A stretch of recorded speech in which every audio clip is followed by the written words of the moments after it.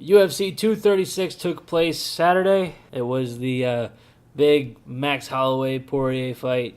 It was very interesting as far as the card went. A lot of changes to the different divisions. A lot of good changes. A lot of good fights coming up now. Let's talk.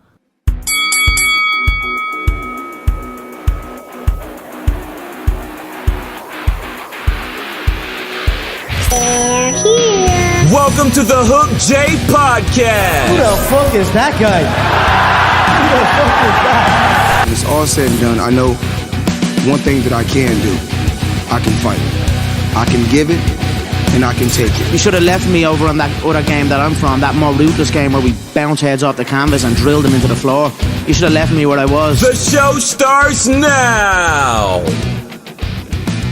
So UFC 236 was over the weekend, and we had the Fool's Gold belt coming out. So 2 interim titles up for grabs, one in the lightweight division, one in the middleweight division due to 2 absent champions right now. Robert Whittaker being out due to a hernia, and Khabib because of his Las Vegas incident with Conor.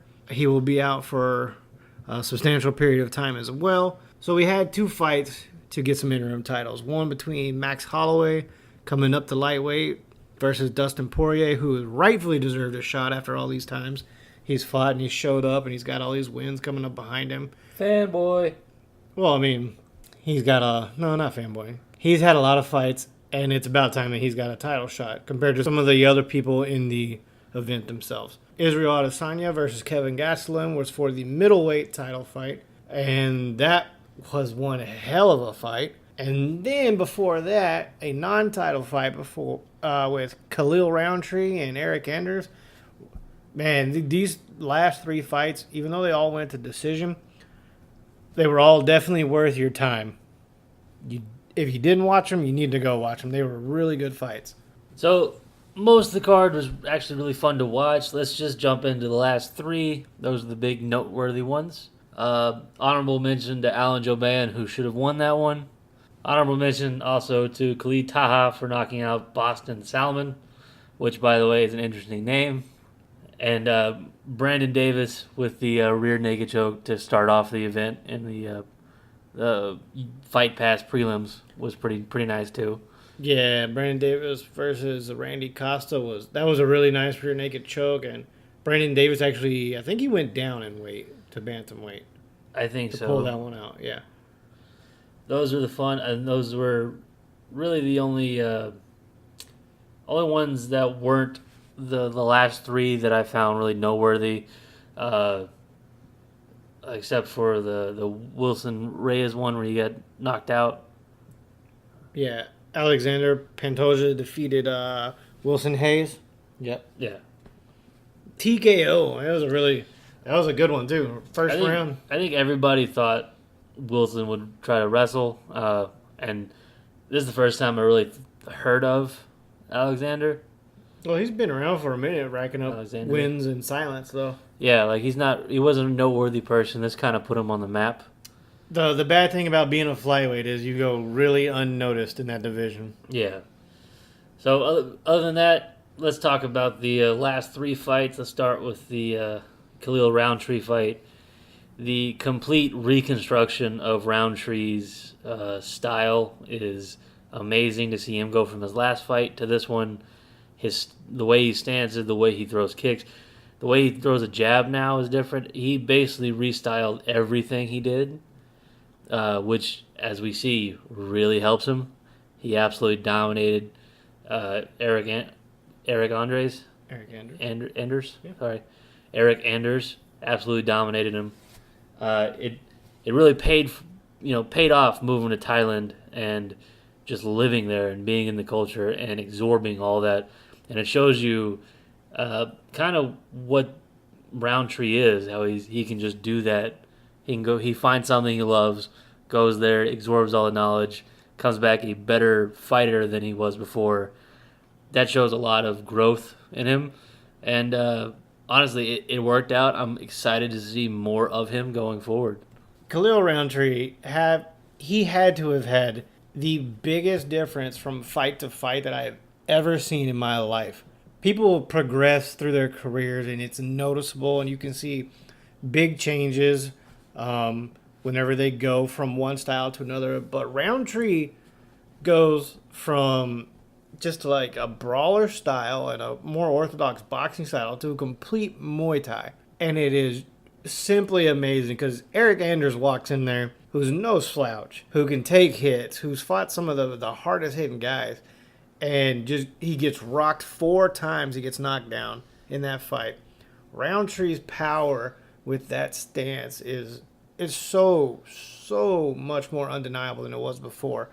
Yeah, he knocked out Gokhan Saki, but he got knocked out by Johnny Walker. But this whole transformation of his fighting style was just something to behold, because going from more of a boxing style to a Muay Thai style, you change up stance, you change up how you throw everything, and he tore up Eric Anders. Eric Anders walked in there thinking he was fighting a different type of Khalil Roundtree, and I think the whole world, or anybody who was watching this fight at least, got a rude awakening as well as Eric Anders did, because Khalil lit his leg up all night.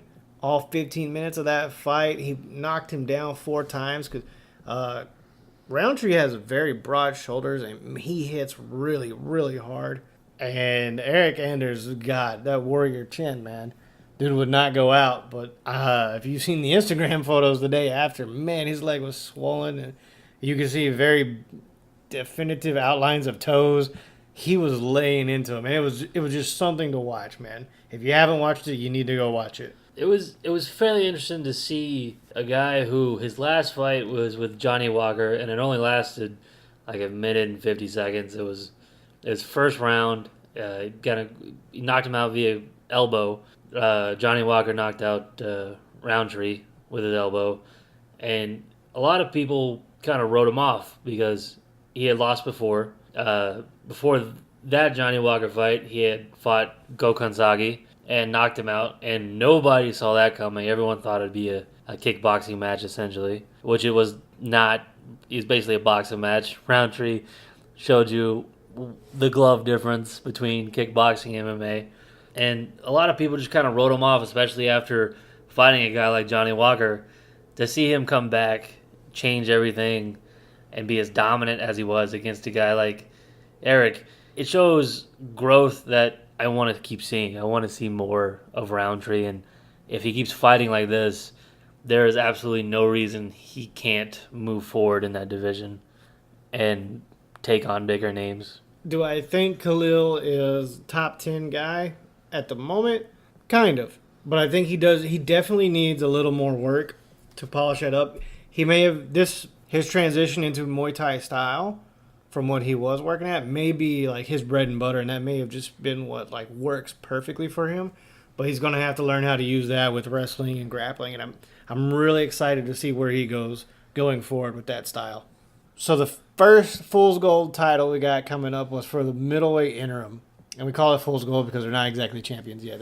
They got to unify it, but that was I think that fight, everybody expected it to be three rounds maybe out of 5 because of Kevin Gastelum's sheer power and Adesanya's work ethic. Either somebody was just going to get laid out or somebody was going to get outstruck, just completely hands down. And that was kind of like the feeling going into it. But these two guys went out there, and till the final second of the last round, they both put it all out there, and neither one of them wanted to back down from the other one. And Gastelum was laying some heavy hands on Adesanya, and his face now, I mean, he looks like he had an allergic reaction. He's so swollen around his lips and his cheeks. But Adesanya, his frame doesn't look like he can hit hard, but he is so accurate with his punches and his strikes that Gastelum's big head that can take a lot of damage was getting thrown all over the place.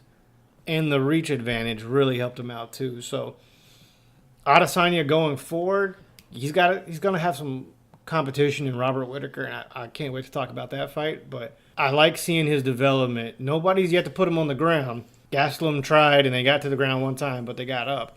Or twice, but they got up. So Adesanya going up against a heavy grappler in the future might be his biggest challenge. It was a great fight between the two. It showed a lot with the development of Israel because we did see a little bit of him on the ground. We haven't really seen that before, and we might not even see it in the future because it seems like he's more of a sprawl and brawl type person, if you will. Not necessarily brawling, but if the shot does come in, he seems to know how to stuff it for the most part. As you said, I do agree. It would be nice to see him against the grappler. I've been waiting for that for a while. However, I do think Gaslam's not done. I think a lot of people are going to write him off after this. I think Gaslam showed a lot of promise in it. One thing he definitely needs to work on is cardio.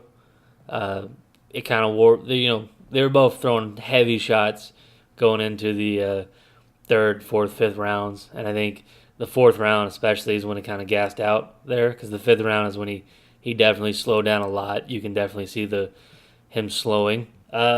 Interesting part is I thought his boxing was really good, and I thought his head movement was really good. Usually you would see, with an amateur boxer or with somebody just learning how to strike, a lot of wide head movement, a lot of like big movements from one side to the other.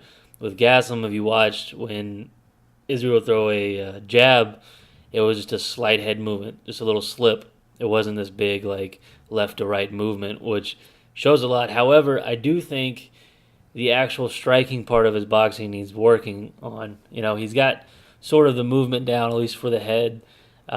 Probably not going to be able to do much with the body because he's got such a wide frame.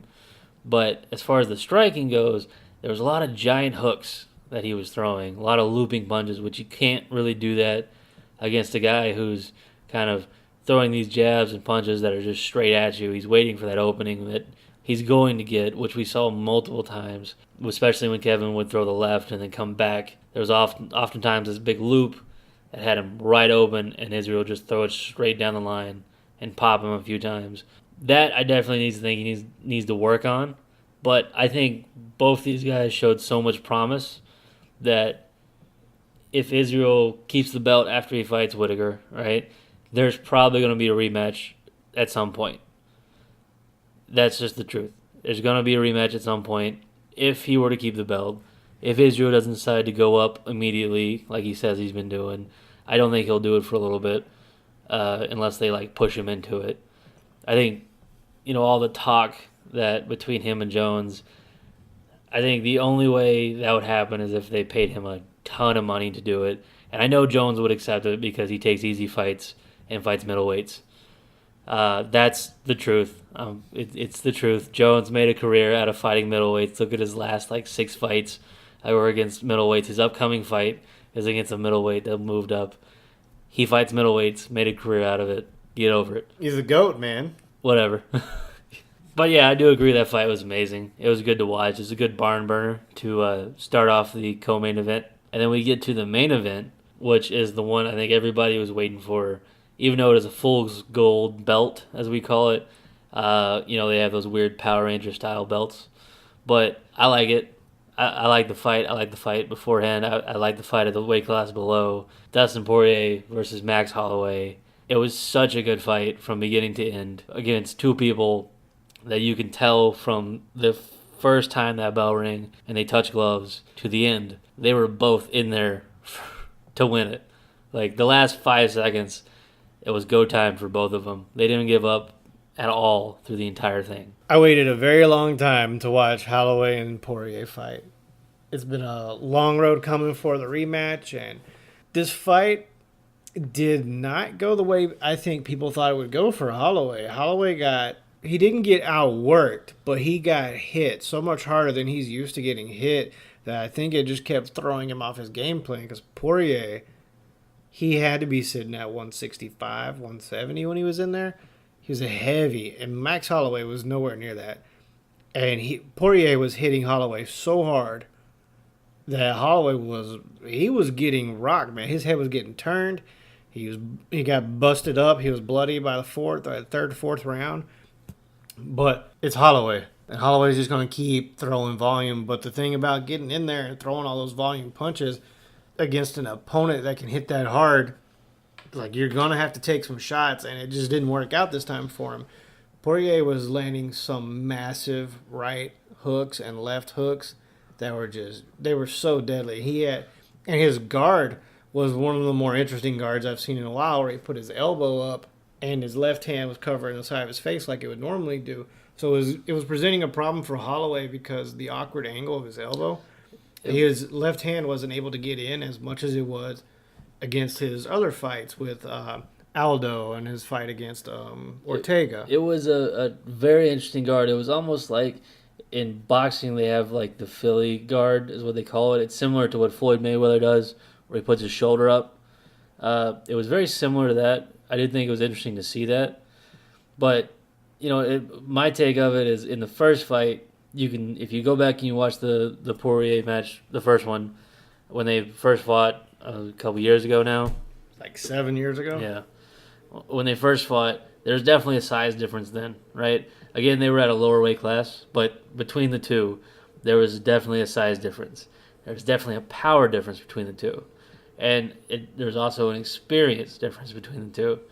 And honestly, going to this point, I think Max has caught up with the experience, right? He's a lot better fighter than he was then. I think the major factor in this fight was just the size. I think if Max... The obvious size difference, too. I think Max, because his frame was... he's obviously a smaller dude. He's a little linkier than the other guy, than Dustin. And Dustin's built a little wider than Max.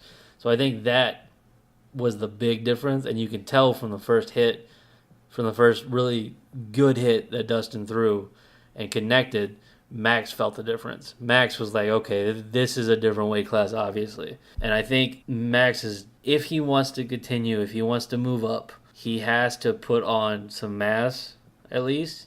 He has to build up, because he has the frame, right? He could do it, but he just doesn't have the mass right now. Yeah, he needs to put on the muscle mass, not just the weight mass. Yeah. Anybody can put on weight. It's a different thing to put on the muscle. That way you translate it into power. So, man, I was totally expecting Holloway to go in there and volume strike Poirier like he has everybody else. But that power from Poirier, it really threw Holloway off his game plan. And at one point, you can kind of see Holloway around the third round, whenever it's obvious Poirier is he's starting to run out of juice for a little bit. And you can tell he's going to have to dig deep to make it through his last two, because he is throwing everything he's got into every punch for the first 2 rounds. That's 10 minutes. 10 minutes of swinging everything you got, and not all of them are hidden. And then Holloway throws it on him, and you got a 10-9 round for Holloway. And if you're anything like me, or most people that are watching, like, okay, that's where Holloway is going to start ramping it up, and he's going to outwork Poirier. Nope. Poirier dug in deep. He fired back, and he refused to give any ground to Holloway. So for the next 2 rounds, Holloway continued to get outworked by Poirier, and landing those heavy shots really took its toll. There was a few times in the 3rd and 4th round, I believe, where Dustin got, he can tell he was gassed. He can tell he needed to take a breath. And Max, when he was pushing forward, he was very dominant, especially with the shots because of the volume he was throwing. But, again, it was just he didn't have the power that he would normally have at featherweight, which is the big problem in the fight between the two. There's only so much you can do with the power you have at a higher weight class. Like if you took a flyweight and put him against the middleweight, he can punch the middleweight all day. Chances are he's not going to do that much damage. There's a complete possibility he could just level the guy, but it's not likely. And I think what we saw is a guy who can go to lightweight, but just hasn't made it there yet. This fight honestly reminded me of a previous boxing match that just happened with Earl Spence and Mikey Garcia.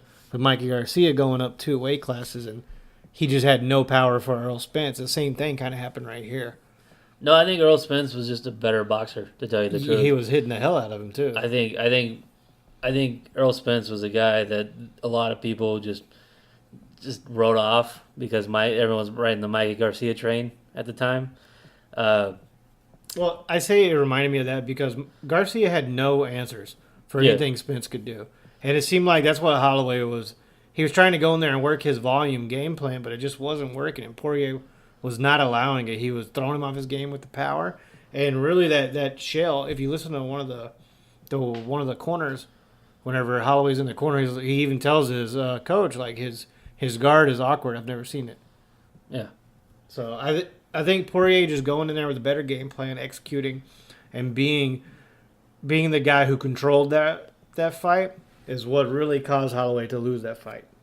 But still one of the best fights I've seen in a long time. So I pulled up Max's record here for his his whole career really, and what I've noticed is since the loss to Conor, you get a 13 fight win streak, of course. His last, see, 1, 2, 3, 4, 5.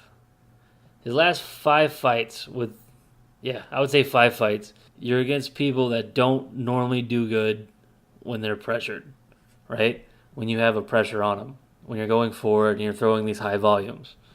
However, when you see Jeremy Stevens, who does the opposite, it goes to decision, right? Cub Swanson, he manages to catch Cub in a guillotine. I think a lot of his last fights were just his style versus them outbeat him every time. Yeah, he's volume, man. His It's volume just the volume. is crazy. And Dustin, you can't quite do that against at all, because he's got sort of the same similar style. But look at his last fights. Eddie Alvarez, what does he do? He bites down, puts his head down, charges forward. Justin Gaethje, he bites down, takes all the punches to the face, and charges forward. Anthony Pettis doesn't do that at all. Pettis is a different case, though. He's not a volume striker, but he is definitely a more conscious of what's going on type of fight. He's got a really high ring IQ, man. But fight IQ. We can still continue. You got Eddie Alvarez again, right? That was DQ essentially, or no contest. Jim Miller, same sort of thing. Puts his head down, goes forward. Bobby Green, same thing. Yancey, same thing. Pretty much a lot of these things, a lot of the people he's fought and did well against were people that just kind of bit down and went forward. So it was kind of a horrible style matchup for Max in the end, right? But then again, it's a good chance for Max to try to avenge that initial loss that he had to him whenever he was such a young kid. But didn't work out either. Yeah. This time either. This is really his first rematch for a loss too, wasn't it? Yeah. Out of the 3 people he's lost to, this is the first time he's fought anybody that he's revenging a loss. So UFC 236 came and gone. There's a lot of decisions on that card. Not a whole lot of action. It was a really boring card. There was nothing to watch. No. The reason I believe they had these cards with the Fool's Gold belt is obviously both divisions were kind of held up for either an injury or political reasons, if you want to call it that. Politics. So it's a great thing for this to happen because it frees up the divisions in their own way. And I see why they have the interim belts. I understand it. For situations like these. I don't like a couple years ago where they just kept handing them out, it seemed like, for no apparent reason. Hopefully they stop doing that. But here is something interesting that we didn't get a chance to talk to because it hadn't happened the last time the podcast came out. TJ Dillashaw, the sneaky snake himself, gets caught with EPO in his system, gets a 2-year suspension, manages to give up the belt prior to that actual suspension being handed down. So he looks kind of like the good guy, like, oh, I'm doing this because I feel it's right, blah, blah, blah. He managed to get ahead of it to kind of soften the blow. Didn't really work. He knew he was a cheater, and he knew what was going to happen, so he's like, you know what, let me try to save face a little. So the EPO incident of the past 3 months, I say that because it seems like people get caught with steroids and everything every so often here. More often than not, which kind of sucks. But this is the big drug thing that recently happened, so you want to talk about it? Nope. We're going to talk about it.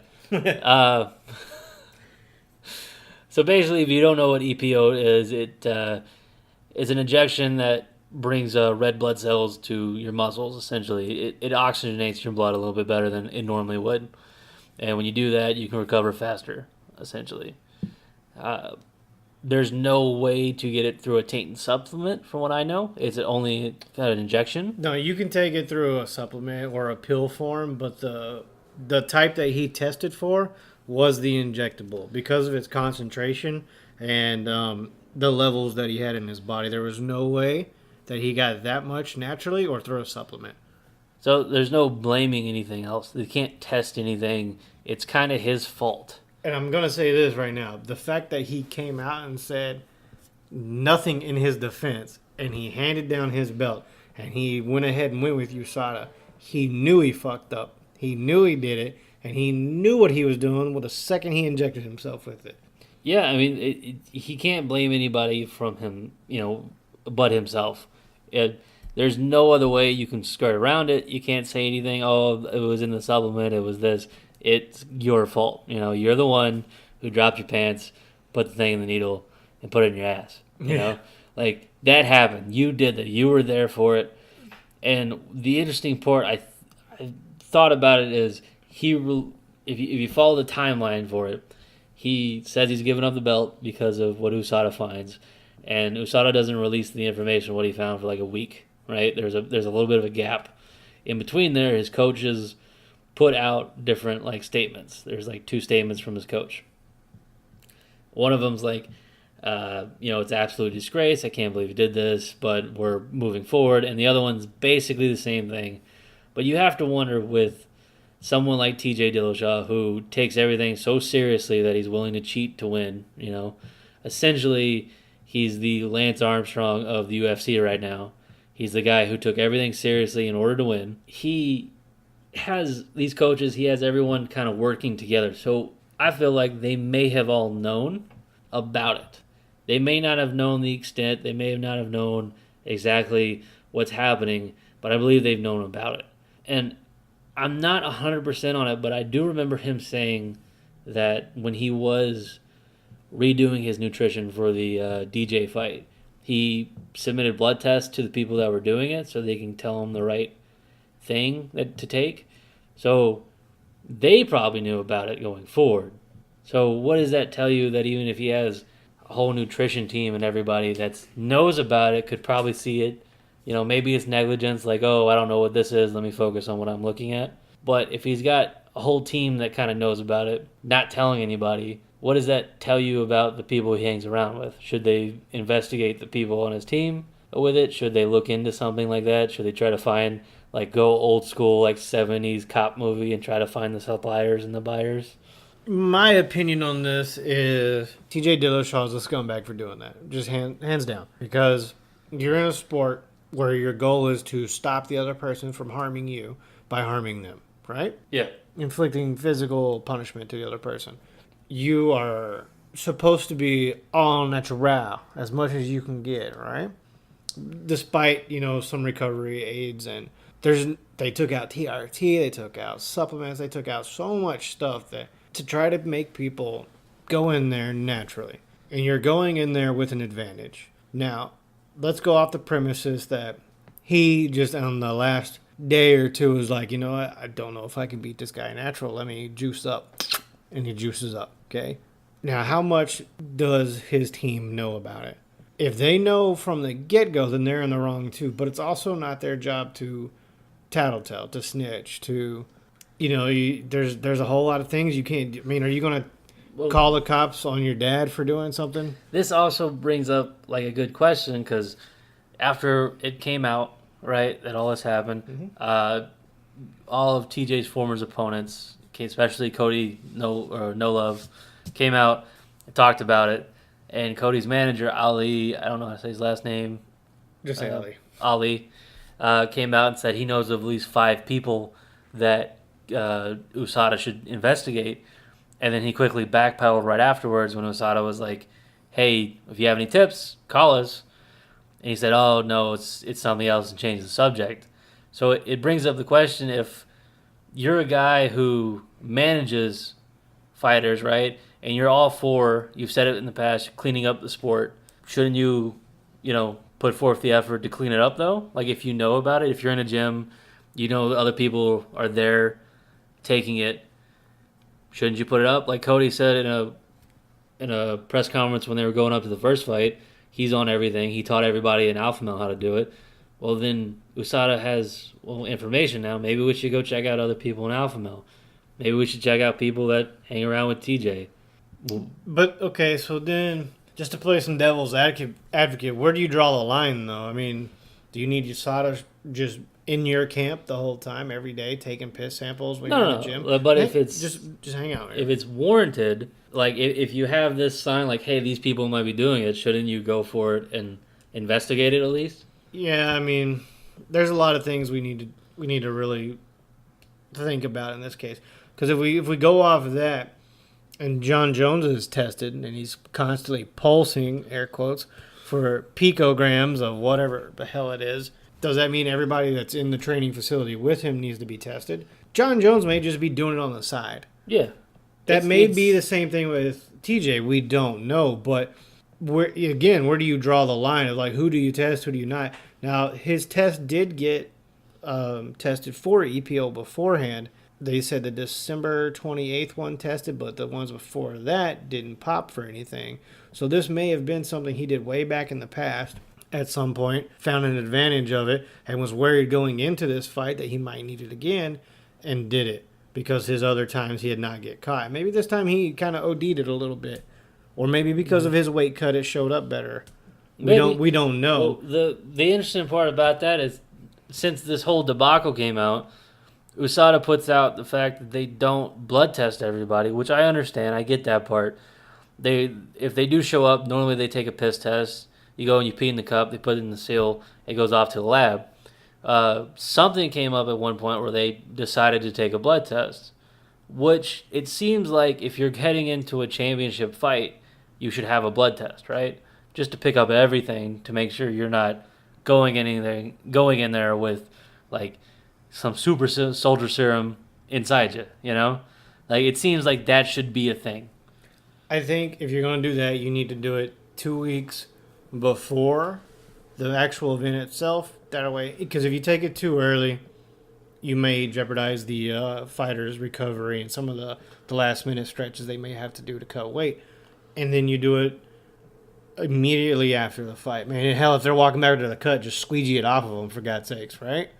I mean, there's plenty of opportunity to do it and to do it correctly, and USADA really needs to look forward and think about how to catch people doing something and implement it across the board that, hey, if this is what we're testing for, EPO, why haven't we tested for it all along? Well, you have. It's on a hit and miss. Okay, you know what? Maybe this time we're going to randomly test the guy walking through TSA with a turban on, right? Yeah.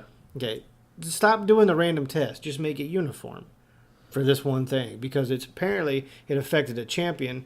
Okay, well, maybe we need to check everybody for this, because maybe this is flying under the radar, and we'll let some of the other stuff go. They got weed in their system. Oh well, we don't need to test for weed. Well, like, I'm up for cleaning up the sport, but I'm not up for this hit or miss. Like, oh, I'm gonna test this guy. I'm not gonna test this guy. I'm gonna test this guy 30 times with this guy once, even though he's a repeat offender. You know, they did that with Jones the first time he came back, and it made no sense. It makes no sense now when they do it to him. It makes no sense when they do it to Yellow Romero when they catch him only once or twice a year. At one point, they only did it. And you're like, well, he's obviously taking something. You know, that's not just eating acai bowls all the time. I'm up for cleaning up the sport. I respect Jeff Novinsky for wanting to do it, being part of the UFC and USADA and putting it all together. But I believe if you're going to have a commission that is headed by government officials to clean up a sport, you have to actually do it and not masquerade like, oh, we're here for the fighters, but not all the fighters. You know, like, I understand, the UFC has 500 plus fighters, I think. I mean, it's got a fairly big roster, and you probably can't keep all the fluids that you're going to take in a giant freezer somewhere. But maybe you can keep a couple of them of, like, the higher performing athletes, the people that, oh, these guys are the headliners, the stars. Maybe we should make sure that these guys who are setting examples for upcoming fighters, for people, for kids who like to watch the sport, keeping them clean. Maybe they need to do it by ranking.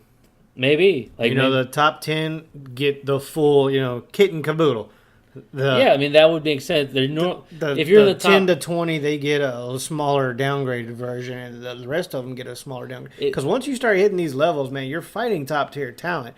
You don't need fucking NOS running through your system. If you're in the top 10, you could be fighting for a title at any point. Exactly. So I don't see why not, right?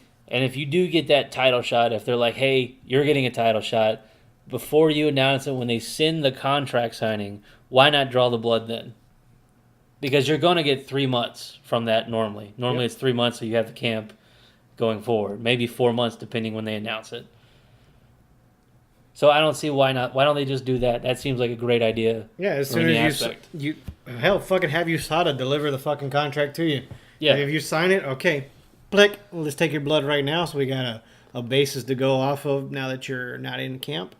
As far as I know, out of a fight, boom. as far as I know, they don't have to go there and take like a quart of fucking blood. They take a little bit, drop it on a piece of paper in a test tube, and they send it off to the lab. That's it. Oh yeah, I know. So I don't see why it really wouldn't affect somebody that far out. You can't argue it would. You'd probably catch more people that way because they're like, oh, it's off season. They send me a contract to sign. They send it to you after you agree to it. Then maybe you might know they're coming, right? You could literally sign the contract in blood. Yeah, you can do that. They'd have the sample. But, just have your agent show up with the USADA official. Hey, this is the contract. We're going to agree to it verbally right now on the phone so we can get the contract here. And then, once they show up, they're going to have your blood ready to go. Yeah. There you go. And then whenever it's time, about 2 weeks before the fight, whenever you start winding down to do all your press, take the blood then. Right after the fight, you take it one more time. There you go.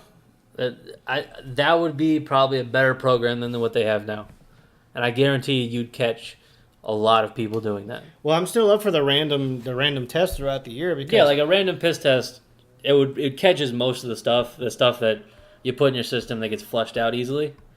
But the EPO stuff, the stuff that's actually in your blood, that would be caught too, And you'll probably catch whatever's pulsing out picograms through someone's system.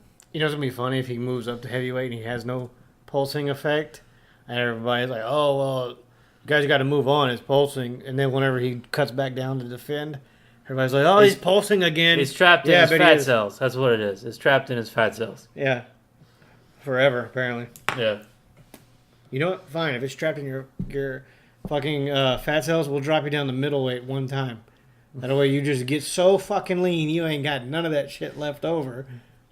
Well, it makes you wonder, even though it's a drop or it's a grain of salt in an Olympic-sized pool, right? How many fucking grain of salts are you going to have in there before, you get caught? I really don't want to have the steroid talk about Jones again, man. It's not even worth it. Because his next fight he's going to pop. He didn't pop the last one, so he's probably going to pop this one. He did pop in the last one. They were talking about picograms and shit. Happens every fight he gets popped. Well, I'm hoping Santos knocked every picogram out of him. I definitely hope that happens. I think everybody at this point, besides the John Jones diehards, are rooting for Santos to at least finish his career. Or not career, but finish the streak. Yeah. The thing is, man, I really don't even hate Jones because his level of talent for the sport and his ring IQ is so high. And he's great to watch. But it's just hard to trust the performance as legit.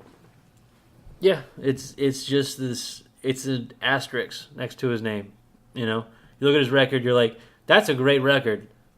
But you got that asterisk. You got the like, oh well, even though this happened, right? You have to go. There's a possibility this could have went differently. You acknowledge what happened. You acknowledge that this is what happened. This is the correct history of the belt. This is the lineage. This is the linear belt. Whatever. But it's a possibility this could have happened. It's just sad because the guy's got so much talent. Okay, you know what? You fucked up when you were younger. We'll write it off. Right? Everybody makes mistakes. You're allowed to come back from a mistake and carry on a career. But you did it again, man. You did it again. And again. And again.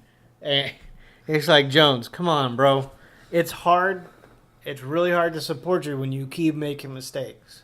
What I don't understand is, say the incident with the tainted supplement really was from the tainted supplement, which apparently is what they're saying it was. Okay, I'm not necessarily buying it, but just for a minute, let's go with it. Right? It's completely possible someone mixed up a batch somewhere. He managed to get a hold of it. Right? Completely possible. Or the dick pill, whatever you want to call it. Whatever happened, whatever he said. Right? There's like 3 different stories. It's completely possible. Well, at some point, you go, all right, what can I take? What can I put on my body? What can't I put in my body? He takes it very seriously now, according to him. He's worried about whatever he drinks and eats. Okay, where was that before? Where was that when USADA was first implemented and they looked at you and said, here's what you can take, here's what you can't take, here's a list of stuff. If you take anything outside this list, keep it. Keep a little sample of it. That way, in case we have to go back, in case something pops up, we can look at your supplements. Why are you going outside that list?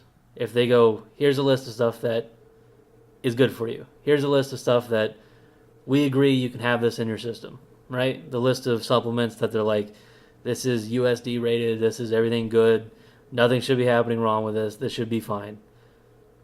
What happened? Like, why don't you stick to that list? Why don't you take the Demetrius Johnson approach and eat everything that's healthy, that's grown, that's natural?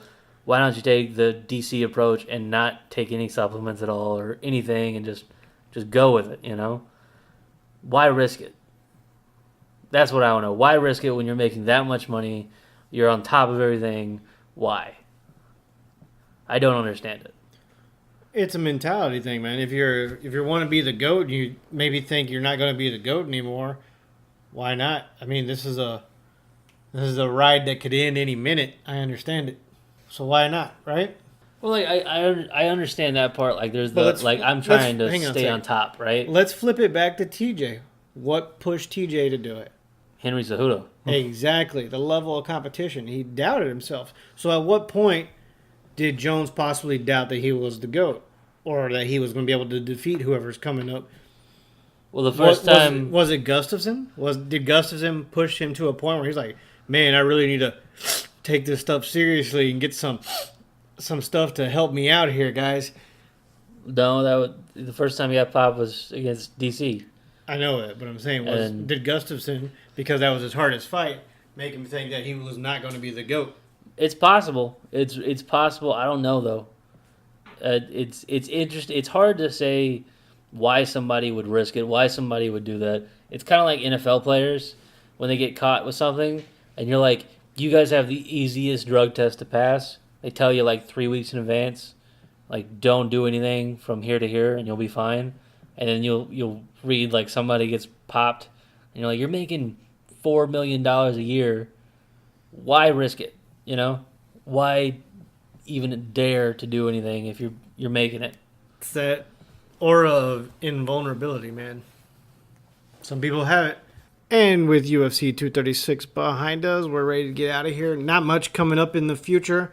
You have 3 fight nights in between now and 237 with Overeem and Olynyk, Jacare and Hermanson, and Iaquinta versus Cerrone. So be on the lookout for those guys.